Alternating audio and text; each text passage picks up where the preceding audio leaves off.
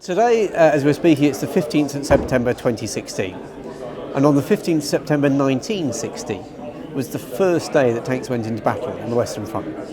So today is the centenary of the first use of tanks, and the way we felt was best to mark that was to replicate something that was done in the First World War.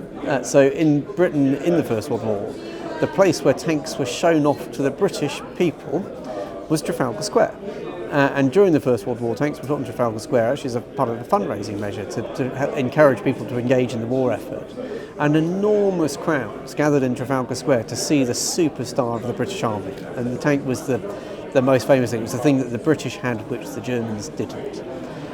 So Trafalgar Square was used in the First World War, and we thought we could do that again. So this morning we put a replica Mark IV First World War tank on Trafalgar Square for the British public to see again.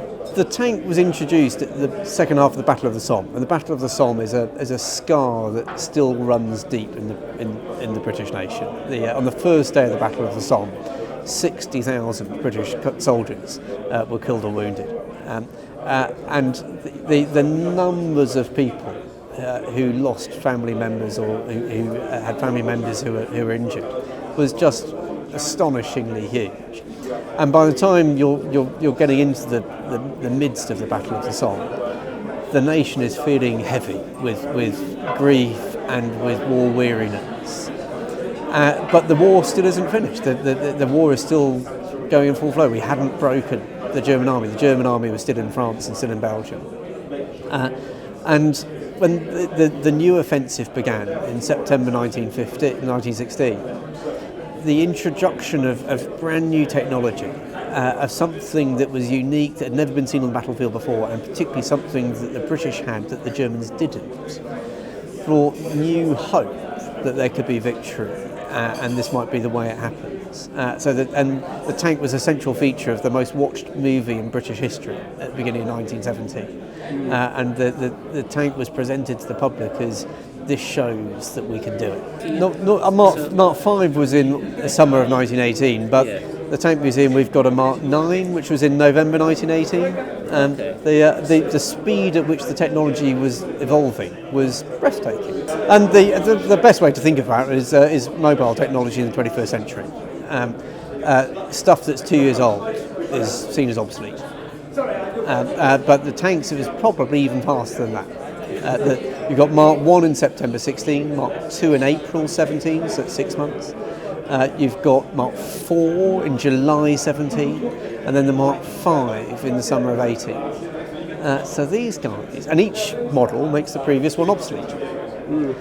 These guys are moving at a breathtaking speed of technology development. Well, effectively, they're learning as they go along. So they're learning through trial and error, and they're getting a lot of feedback from the guys using the things of what they need. And that's feeding back incredibly quickly to the design teams, who are then bringing that together in a new design that goes to the front. Then they find what the problems are with that, so there's a tremendously effective feedback loop. And they were solving a very specific problem. And so the problem they're trying to solve is they had to get over trenches.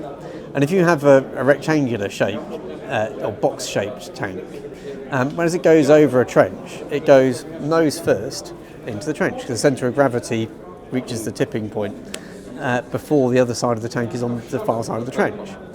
So what they did was they took the same box and they made it longer at the front and longer at the back, so that by the time the front of the tank was over the top of the trench on the other side, the front of the tank got over the top of the trench on the other side before the centre of gravity made the tank tip into the trench.